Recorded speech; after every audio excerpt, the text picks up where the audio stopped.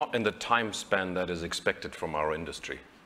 If I read the forecasts of the World Bank and other very reputed institutions, they're anticipating the demand in some of the materials that we produce, for example, cobalt, to triple in the next 10 years. I mean, that is an underestimation, because last year, the demand increased by 20% in 1 year because of electric vehicles. So if you translate this into other sectors, it's an incredible wave of demand that's coming that's incredibly difficult to supply. And I think it's what we don't see is how wasteful the demand is. So resources that are predominantly being consumed today in the developed countries and China, and I'll come to that point about that it's actually what is good for the developed industry is actually is not good for the developed economies, actually very good for the developing economies, because enormous wealth is being transferred.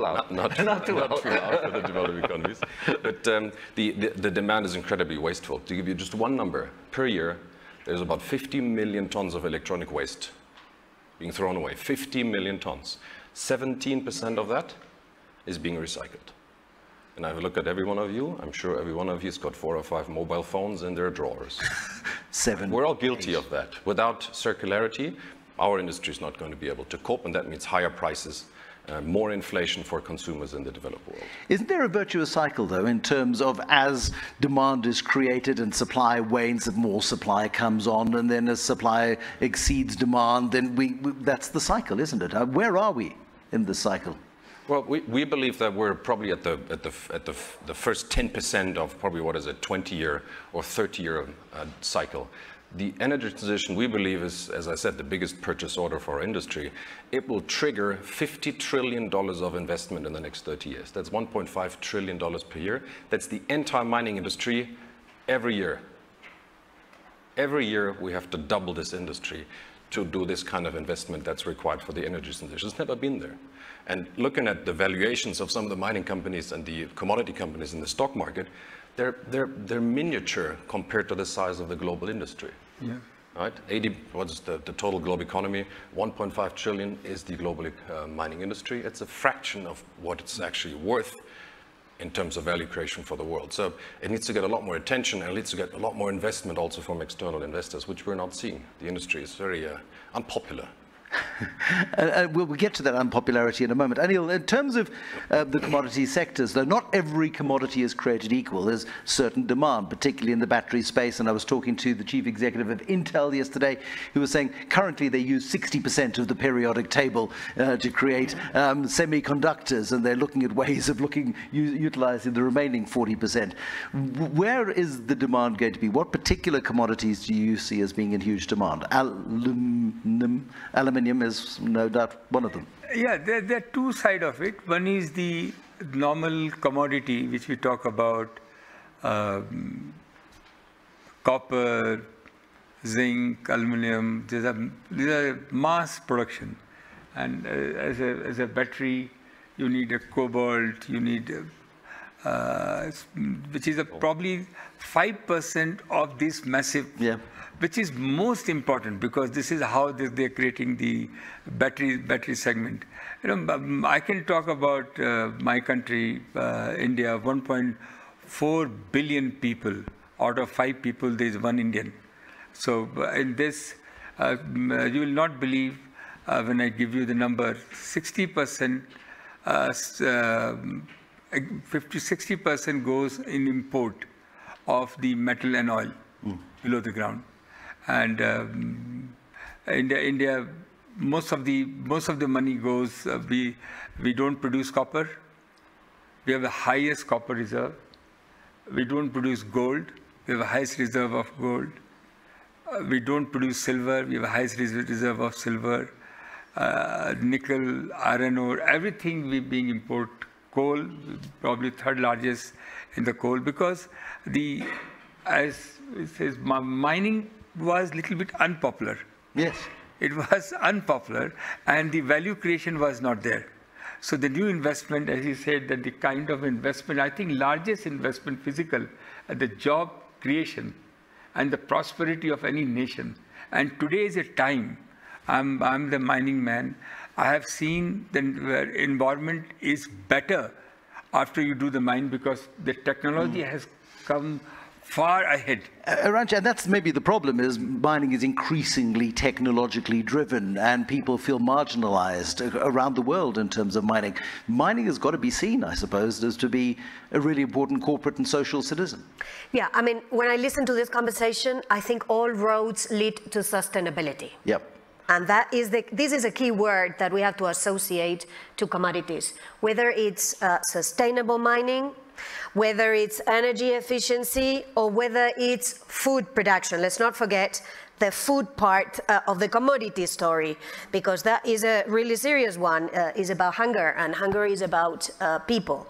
And there too, what we are seeing is a distribution of food production that is very affected.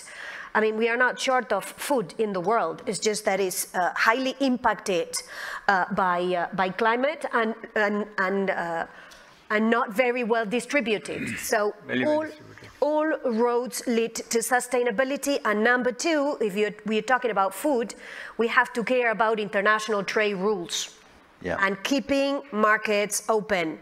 International trade has been part of the solution. So avoiding trade bans, export restrictions that are going to make these markets really suffer and prices go up. We've seen food prices go up by 7 percentage points just by the adoption of export restrictions on cereals. This sustainability, keep markets open, are two big considerations. How then, Mr. Graham, do you, as Peru, as a big commodity producer, satisfy the demands of industry and satisfy the demands of a rapidly growing world in terms of population and economy and value, and at the same time really apply yourselves to the question of sustainability when it comes to digging big holes in the ground?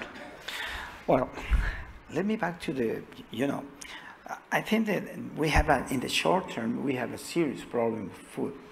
Because, if we take into account that the price of fertilizer has risen extremely high, and this is causing also a high inflation.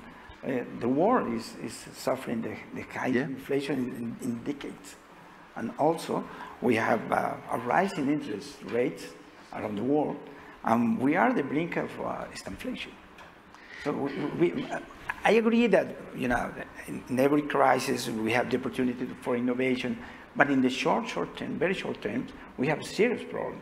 I'd like to, if I may, there are lots of discussions here at Davos about food and about food shortages and food supply, and Joseph Stiglitz yesterday was saying there isn't, the inflation problem when it comes to food. Inflation's not going to solve, raising interest rates not going to solve the problem. Simply get global supply going, and we can resolve much of world hunger at the moment. But can we please focus in on mining commodities and the risks associated with mining commodities, because I think that's what we've been asked to do right here. As a big exporter of minerals, how do you ensure a sustainable mining industry 50, 100 years from now that doesn't destroy the fabric of Peru and ensures that the industry that Benedict wants to see supported is supplied with the commodities, copper in particular? Well, really, right now we have a problem of social conflict in mining activity, because the mining activity is not giving the benefit to the population in the influence zones of mining. We've seen government in Chile, very prosperous economy, great commodities economy. We've seen the politics change there very significantly, haven't we? Yes, and this is explained in part more because the lack of the capacity of administration from the government, because we have enough resources, but we didn't have enough capacity to apply and to build social infrastructure. So one hand we have the sustainability of the mining activity, and on the other hand we have the conflict, social conflict in this area. So Peru has a huge reserve of minerals, but we don't have too much new projects in exploration, and we are not taking advantage of this super cycle of minerals. Mr. Lufti, I mean, you wanted to triple your economy by 2030. That is a lot of consumption. That is a huge amount of demand. Can the world is the world geared to support your growth or your growth ambition? Well, I don't know about the world, but I want to continue what the minister from Peru says. If we just rely on selling a basic commodity, the country cannot sustain. I guarantee you that. But I want to tell you a story. I don't want to name the commodity. We stopped the export of one commodity. We got about 1.1 billion in 2019 selling that one commodity. We stop it. We force people to make a value additions of that. We created stainless steel. Suddenly, Indonesia became #2 stainless steel producer in the world. Do you know how much the multiplications? $10.86 billion that very year after. Double that in 2021 to be 21 billion. This year will be 10% of Indonesian export coming from stainless steel. The recipe is value added. Like my friend says, when the developing country created something, the developed country is not happy. So right now, I'm having a dispute settlement with the developed countries almost like every other day. But for Indonesia, we have no choice but fight it. Would it be wrong to call that a little bit of resource nationalism, if you like, withholding supply to, I don't want to hear it. I don't want to hear it. To beneficiate? I don't want to hear it. To beneficiate that. Do you know that at one point, the European had 3.7 more vaccine than they need, okay? And they sent it back to countries like Indonesia 2 weeks before expiration date. I don't want to hear it. But where the rest of the world is going to feel threatened by you. Yeah, well, at the end of the day, it's about national interest, you know. But we are a democratic country. I have 270 million people hungry, okay? And the worst part is social media. Oh my God, they're so loud. And I need to cater that. As much as the European need to cater the Europeans, as much as other developed countries to cater the developed countries. So this is a fight of democracy to sustain the very fabrics of survival. So Minister, trust me, you have to do what Indonesia does. If you want it, I'll show it to you. I'll come to your country. It's one of the great issues that commodities suppliers, producers have all around the world is extraction and export, and then import at considerably higher cost, of course, and beneficiation is... Do you know what they call that? Colonialism. That's what it is, absolutely. Absolutely. But Arantxa, I mean, this is, again, such an interesting deviation in terms of the structure of the global economy into the future. Countries putting their economies and their people first. And we saw that with, for example, the vaccines, with core materials for vaccines being withheld by certain countries. We're going into quite a fractious time, it would seem. Well, I guess you can, the basic system in which we live is one where you can pursue your national interest and still be an open economy. The two are not contradictory. That you can do more value added at home, like the minister wants to do in Indonesia, but you don't need to close your economy to do that, because you're going to need a little bit more. Excuse me, but I think we're going to need a little bit more than just simply withholding the commodity so that the local producer transforms it for this to be the real value added that you want. That may be the first step, but we're going to need a little bit more than that. We're going to need investments in education, in infrastructure, in innovation, and that will be better served if the economy is an open economy. So my guess is that you can build value added, and I think it is very good that countries want to do value added, especially countries that are dependent on exporting a single commodity. Yeah. And that's a risky business, so resilience means more value added, but I guess you can do this value added without closing your economy. With an open economy, with an open international trade, you can also do that. Absolutely, Professor, absolutely. Because we cannot close the economy. And, you know, I gather the ASEAN, I don't know if people knows that ASEAN is the Southeast Asian countries, the unity of 10 countries.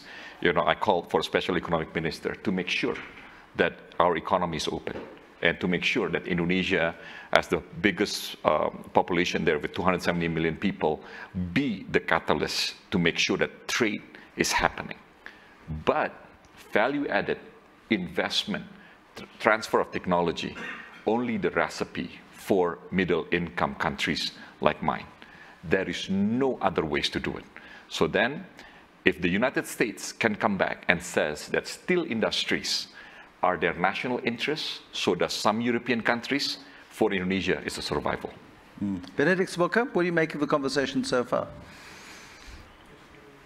I see you being quite bemused and restrained. No. I really enjoy the energy and passion. I think it's very good. Every country should be patriotic, and it should be patriotic in a realistic way, because quite often the reason why it's very difficult to integrate downstream is because you need skills that may not be available at that time, and you need investment, long-term investment, and that also means you need quite often international investments into those countries. And not every country, I don't know Indonesia very well, but many countries don't have all these ingredients in place. I mean, just to give an example, we talk about the mobile phone a lot and about how important and how big an industry it is. A mobile phone costs about $1,000, let's say, a good modern phone. And the materials inside, they only cost about $180, right? So $700, $800, $20 is actually created not with the manufacturing of that equipment, which means, and then the battery is only $3, and then the cobalt is only 40 cents. So, of course, that phone wouldn't exist with the cobalt coming, for example, out of the DRC or out of Australia.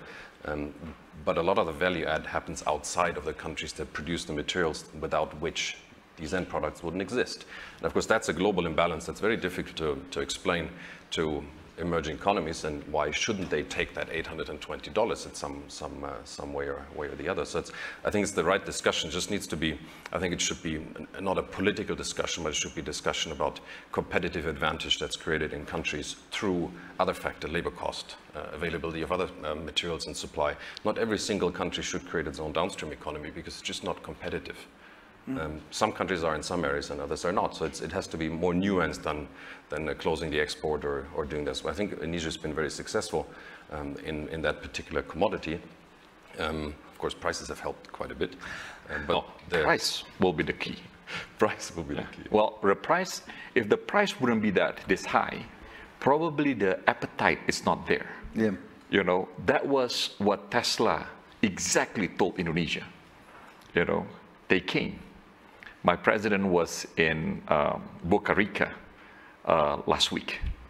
So if Tesla came with 500,000 cars, you know, I think we solved the puzzle. Because why they came? Because BVD of China is there, LG Chemical of Korea is there, and there is no way for somebody like Tesla not to come. That's the key. But that's open borders. That is open trade. Yes, that is open investment also. And that's the fair exchange of goods and services. Anil Agrawal, your thoughts? No, I'm saying very differently. Today, as you say, the mineral shortage, but it's very important. How do we change the young mind to startup? It costs hardly anything to encourage them, to teach them, go to the university. Because today, with the artificial intelligence, there's a lot of new technology. You don't have to dig big hole. 70% you get a very certainty. Like an old time when you used to do a heart surgery, you open the heart, blood bath is there. Today, with the microscopic, you can see the computer, you can sort out. Same thing, you can do it with the Mother Earth. So it's very important, how do we encourage our youth, whom they're talking about technology, but this is the technology, how they can, thousands of startup people, they take one drill machine, they sort out, and they should be able to tradable their discovery.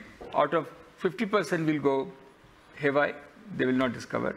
50% will discover, they should be able to trade to the larger company.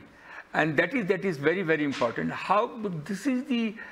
That is change completely. As you said, same thing with the oil. People are talking about oil replacement, and the renewable is coming. You're talking about ethanol being mixed. They're talking 50%. Today, Brazil has done about 20%. So those innovations are happening all the time. I have a feeling in 10 years' time, 30% electricity will come from renewable. There is no question. And renewable need the 8 times more metal than anything. So the metal, what we are changing in this is changing the mind of the people that the mineral and the mining is not a bad word. That is what the crisis has come, because it has gone into the hand of a big people, my daughter, my son. If you say this is mining, they're not very comfortable. How do we change that? It is very important. We can't live without mineral. No, and we want advancement, we want technological advancement, we want progress, but we want it without, without destroying the earth. No question. There is today's time. You cannot set up any kind of mineralization, whether it's in Peru, whether it's Indonesia.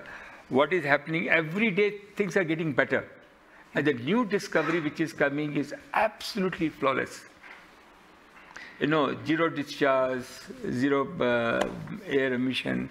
We can't live. The whole concept was coming that the technology advancement has to be used into the mineral, into the below the ground. What Minister has said, the processing to be done into the developing country. I fully agree that they hold the technology, they want to produce and then take the material, process it, and send it back to us. So this is a very big challenging. No, it's absolutely enormous. Back to Slido, if we can, and just in terms of your belief in what the world is particularly short of at the moment, there is a great question on Slido, which will emerge very, very shortly. Can't see it anymore.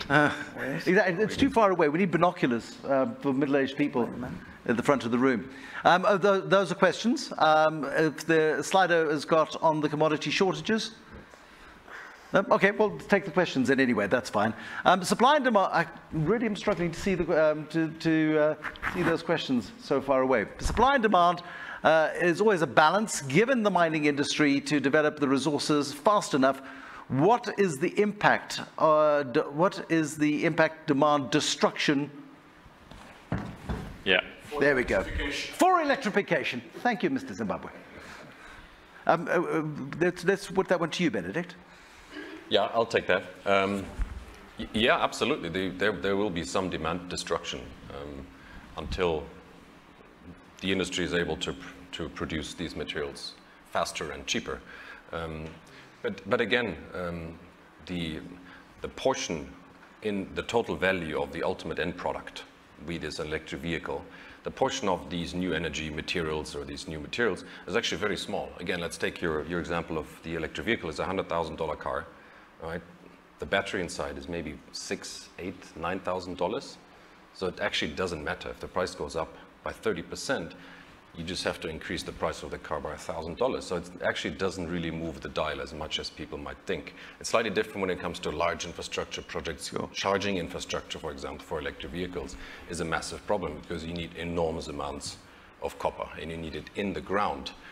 So I think you'll see probably more need for government subsidization for those large infrastructures. And when we talk about carbon capture and storage, for example, which again for me is also a technology that is part of the energy transition, you will need a lot of materials, and you will not be able, with pure market mechanisms, be able to deploy that investment with a reasonable return for the regular investor. So we're going to see probably more government subsidies on the demand side, but prices, they can't fall if the cost is going up, the cost of ESG is going up. You have to go to more difficult countries as an industry which have higher cost and higher risks that needs reward for the investors. The price can only go up in the long term. The cost of ESG, Arantxa.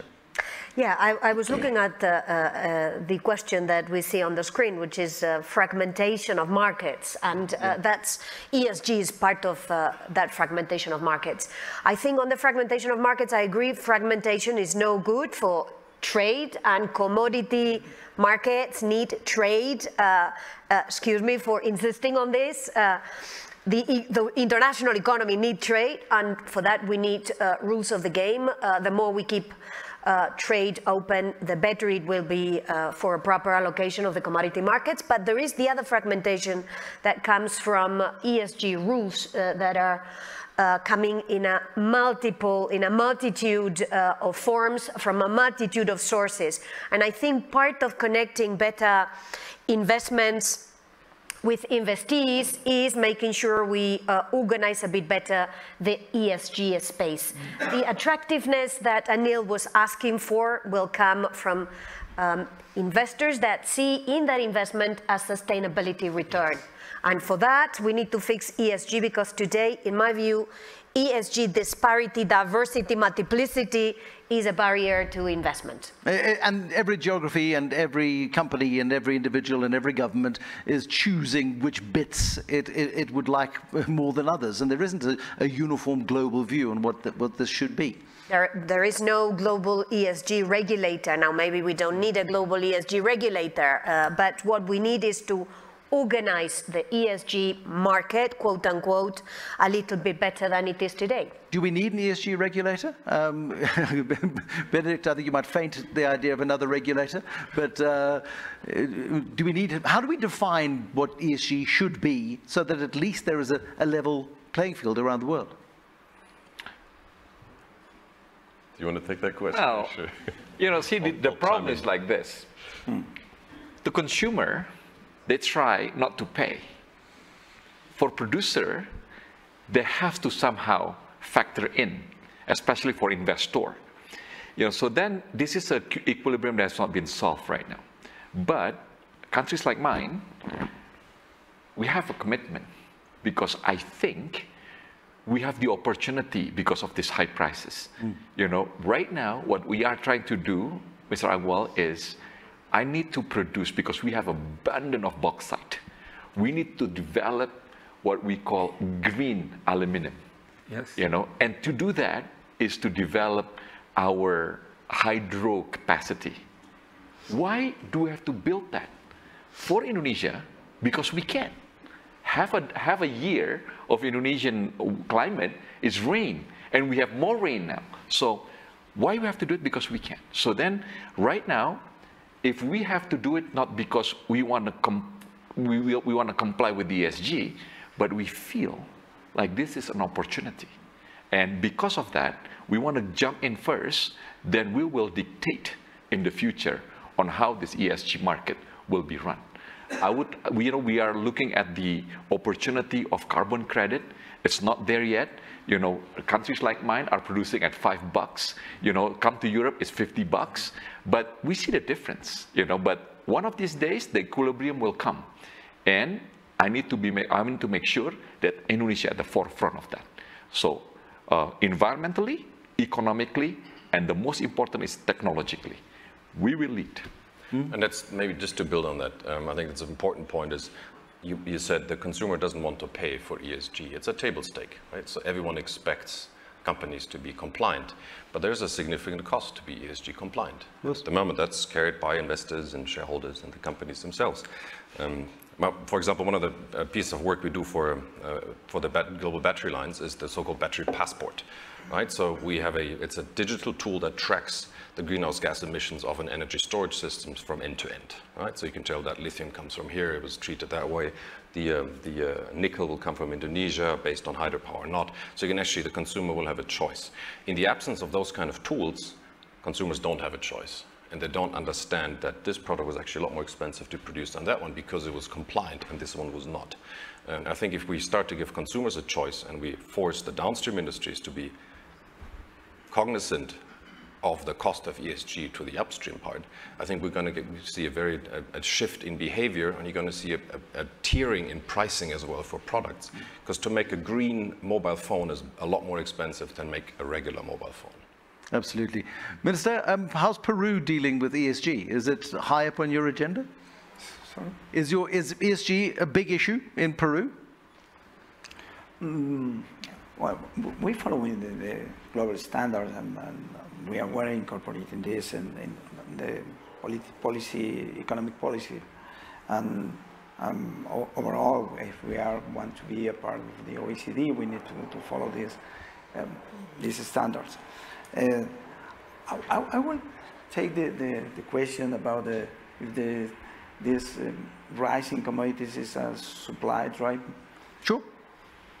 Well, first of all, I think we can divide the commodities. First, the hard commodities and the soft commodities. In case of food, it's driven by the bad weather condition, and on the top of this, the conflict between Russia and Ukraine that rise the price of fertilizing.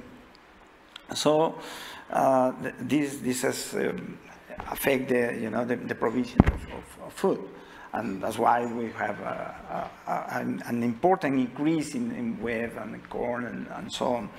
On the other side, we have, for example, the decarbonization trend in the world. So it demands more copper, more lithium, and this trend is more sustainable in the long term. I think that in the short term, we have a supply-driven rise in food that affect, in the short terms, overall the most vulnerable sector of population.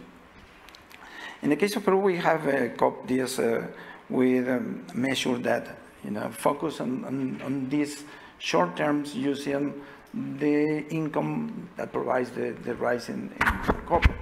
So we had this balance in economic policy, but overall we have the crisis of Ukraine and Russia is added at a crisis on top on crisis. And according to the new forecast, the world will be decreasing in 1% in average. Sure. World. I mean, is it a supply-driven issue, or is it a trade constraint, Anil? No, but one thing, ESG implementation will reduce the cost. Trust me, it's a question of time. Renewable energy is going to be the cheapest energy possible. Hydro energy is going to be the cheapest energy possible. It is a new thing we are embracing. We are going through the transition. It cannot happen overnight. All the waste comes out of the mineral. There is waste into the waste to the wealth. 100%. Whether all the infrastructure being made is proven, whether it's a bauxite or whether it's a copper, whether it's anything, everything can be used, recycled. And time to come is waste to wealth. And if you put theoretically, you will find ESG implementation is reducing cost. And to Benedict's earlier point, 17% of minerals are being recycled, and there isn't a huge opportunity. Right, you're making notes furiously. What notes are you making? Well, I make the note very much to Anil's point that sustainability means competitiveness. That's the bottom line. Yeah. Now, of course, in the short term, there's going to be adjustment. Yeah. And what we need to do is coordinate better. To Benedict's point, we need on ESG better data, more transparency, and a convergence of a lot of private standards that in reality are variations of the same. So if we foster greater market transparency and better data on ESG, in the medium to long term, I was making a note, sustainability means competitiveness, to Anil's point. Yeah. And today the digital time going to transform the world. The way you don't have to dig out, you can definitely develop transparent manner. And it's all the attitude, the young people which is coming, they can do wonder. Yeah. If governments want to encourage more foreign resource investment, isn't it better to maintain stable terms rather than taking steps such as banning exports? Minister, a question from the floor. Well, I did that. I've been doing this for quite some times. I did that, and it doesn't work. It didn't work, okay? So then they did it in the past like that, and it follows like that, okay? And because of that, we see that the opportunity comes maybe only once or twice in our lifetime. And this is Indonesia's time. And we will be disciplined with that, and we will create value addition for that, because we don't want to be one day, wake up in the morning, we have nothing to sell and a lot of things to pay. You know, this is like bad management of your cash flow or your credit card bills every month. So this is something that we're trying to do. And because of that, maybe it's difficult for everyone to say it, but to say different otherwise, that government should just let everybody export and create the value somewhere else, it's just the same arguments on the way around. Okay. Commodity markets are global markets. The fragmentation creates risks. Will we see a move to more fragmented economic systems? It certainly seems to be, Arantxa, what is playing out in the world right now. Yeah, what we face is a big geopolitical competition. China on one side, the US on the other side, that could end up exacerbating fragmentation of the global economy with different standards, with different rules, with different sets of incentives that, in my view, would be bad for global markets, and commodities are a global market. So, in my view, we better invest in international cooperation, multilateral rules of the game that will provide a more stable level playing field where everyone can play to its own comparative advantages. Minister? I'm on the contrary. For a country like mine, this is an opportunity, because then everybody's looking for a different side, a different take. If this is not happening right now, a country like Indonesia cannot progress. I agree. Theoretically, it's like that. As a trade minister, I have to say that's the case. But as an empirical situations, as we go, and I've been doing this since 2005, okay? So I saw the difference, the competition of two countries' sphere of influence actually creating opportunity for somebody like mine. Not necessarily to him, but to me, it's an opportunity. Benedict?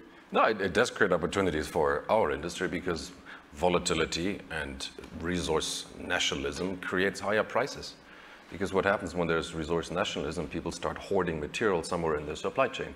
And you add to that all the supply chain disruptions we have today. When it's used to take a month to get something from Africa to China, it now takes 6 months. So we've got 6 months of production frozen somewhere on a ship. Right? So everyone starts to generate more strategic stockpiles. The only country that actually has a material strategic stockpile today is China, which is the SRB. Right? We believe that in the next few years we're going to see a lot more of those national stockpiles of critical materials, hoarding material and extracting it from the global supply chain and increasing prices that way. And it's actually, in the long term, it's a good mechanism if these stockpiles are released in the case of a fly-up of prices, and they're being taken back when prices drop. So it can have a stabilizing effect, but we're not seeing that. There's just not enough of it. Yeah, but let's replace iron ore by rice. What if the iron ore that you want to sit on today to build your downstream value-added industry is somebody else's rice that is not exported to feed your population? So this also, view has also its own limitations. So all I'm saying is that in the long term, we would be better off if we have a less fragmented international market. Because at the end of the day, you produce, but then you also have to sell. And selling to constituency that have different rules of the game would also impose costs on you. So fragmentation is no good in the long term. But the world has divided into, a democratic country and the non-democratic country. That is, when non-democratic country has no rule. If they have to push something, they go flood the market, they can do what they want. They don't take people's consent. You take the China, you take the Russia, you take the Middle East, they will do what suits them. And this is a very different, and it has to be fragmented, because what democratic country democratic country does the same thing. Yeah. They do the same thing. You know, they call it differently, but they do the same things. Exactly. I mean, do you think the US not doing it? They're doing it. And your example of vaccines earlier is they're doing point, it. Yes. You know, and just to say, you know, in multilateral trading system, to me, this is going to be a fine new equilibrium. Okay, there is need to be a reform, Madam Professor, in these things. You know, and I told everyone, right now it's not working, and this situations right now giving a benefit for countries like mine. But in the long run, I agree. How do we reform this multilateral trading system? For example, I told everyone, you know, maybe we should introduce the introductions of voting at WTO. Otherwise, that's not going to happen. You know, Indonesia is chairing the G20, and the trade minister will be in September. I told everyone, and I wrote everyone, that I'm going to do this at the Komodo Dragon Islands. I don't know if you knew this Komodo Dragon. You know, these things, these beasts eat people, okay? Poisons them. Poisonous. So I told everyone, if trade ministers cannot get something out of this thing, I'm going to leave these trade ministers with the dragon, you know, and let them deal with it, you know, because there is nothing happening at trade. And this is the fragmentations. We don't want to say it, but we're facing it. And based on what's my national interest. So then, you know, we don't want to say it, we don't want to feel it, but we're facing it. And right now, the fragmentations is getting wider and wider. And it's part of a much bigger debate here at Davos on globalization and whether globalization is dead or not. Globalization is clearly, I think, readjusting to a more nationalistic, you know, decade ahead, perhaps, while we get a realignment of global interests. Minister? Yeah, it's not only fragmentation in supply terms, because it's driven by geostrategic, political reasons. And I don't want to, but it's not my specialty, the time for politics. But after this conflict in Ukraine and Russia, the world will be different. Yeah. We expect, you know, a fragmentation not only by supplies reason, but also by a new strategic distribution around the world. And it affects, of course, the trade. I recall a discussion with David Blunkett in 2008, and I said to him, what's going to be the consequence of the global financial crisis? And he said, well, in the next decade or two, you're going to see a fragmentation of the world. And that's what's playing out now. What, therefore, is the consequence of what is happening in the world right now a decade hence? Who would like to give me a view on that? It's happening. It's happening. What is the consequence? It's happening. What is the consequence? A decade from now, what are our kids inheriting? Well, I think at the end of the day, we have to come back to trade. I think trade has shown in the history that it creates prosperity and fight poverty. And because we are more democratic than we ever before, this is also a driver that we're going to be in the more stable situations. But until then, this has to happen. You know, until then, this all unregulated things needs to happen. So for one thing, we will see at MC12 in Geneva next month, can we behave and be realistic about this? If we cannot, these things will be prolonged on how we're going to solve it. But I truly believe in the long run, trade will generate at least 3% of world growth. And because of that, everyone has to comply and contribute to the system. Comply and contribute to which system, though? We've got it's a divisive world. It's a divided world. We've agreed on that, and that's the problem with multilateralism, I suppose. If you listen right now, among the free country and less free country, the less free country is more capitalist than the free country. So we are going to get into equilibrium. Okay. We will get there. Different driver, different avenue, but we will get there. When?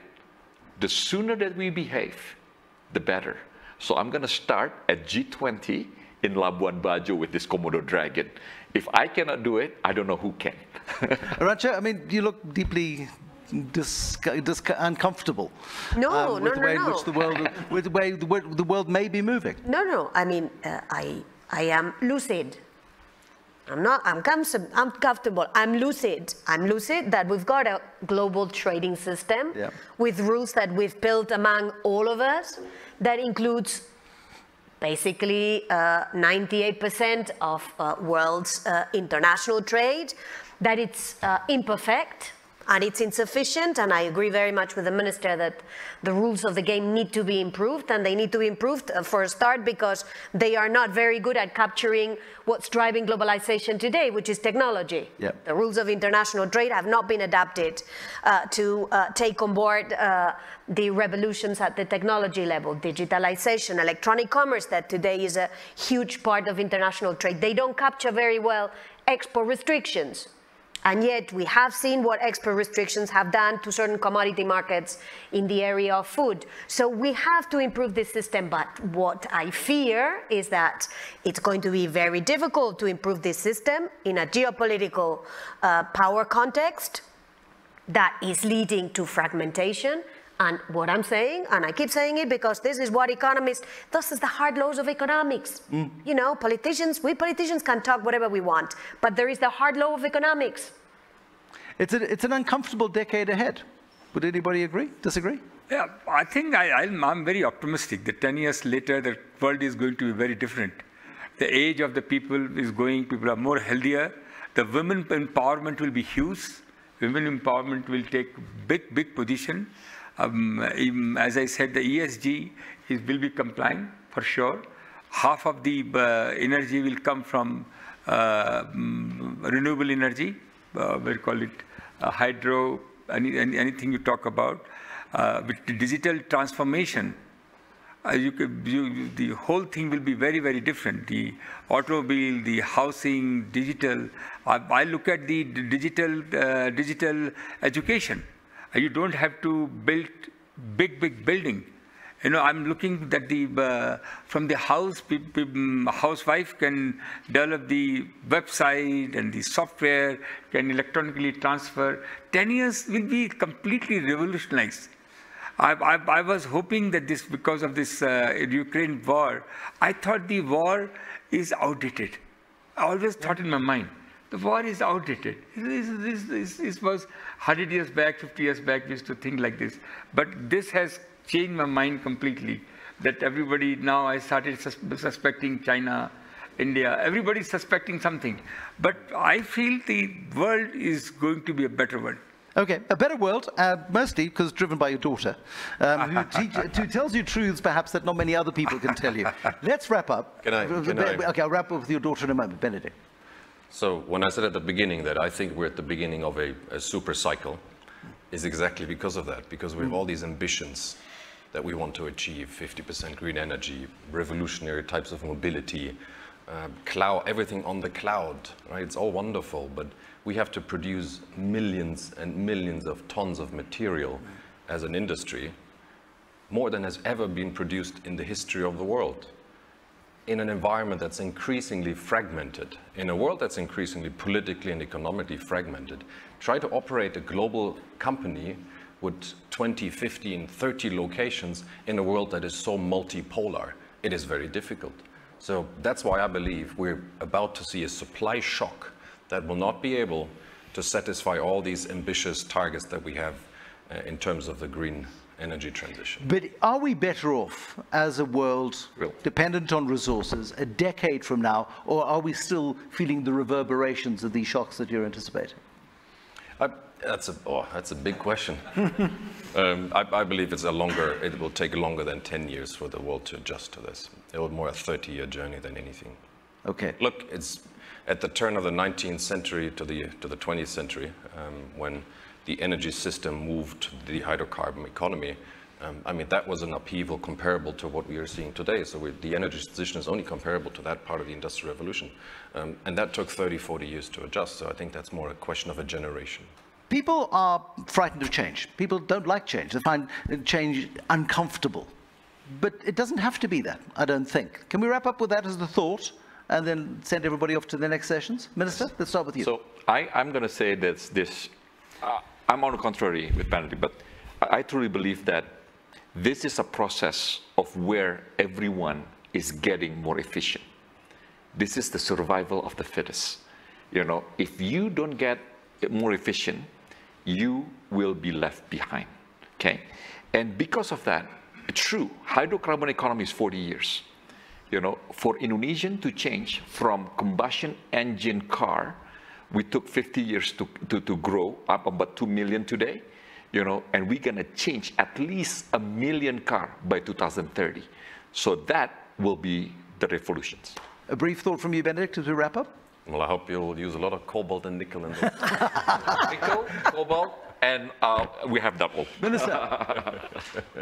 Mr. Graham. Well, the last emergency generated by the COVID-19 has shown us that some innovations and adaptation could take time, but in emergency times, we as a human race adapt very, very, very quickly. We adapt. We do adapt. We do. Arantxa. Resilience to manage the transition. Start today taking resilience measures that will help you manage this generational journey that we will have to undertake. Last word, Anil. Yeah, I have, for me, the biggest thing which comes to is Africa. You see the change in Africa, what happened. 53, 54 countries, they will transform. They are getting educated. They are getting better. They are being democratic. So that is a great hope. The India. So these are the things which I'm looking forward. 10 years. I'm a little impatient, so I want to see these changes in my lifetime. Wonderful. Ladies and gentlemen, please will you thank you.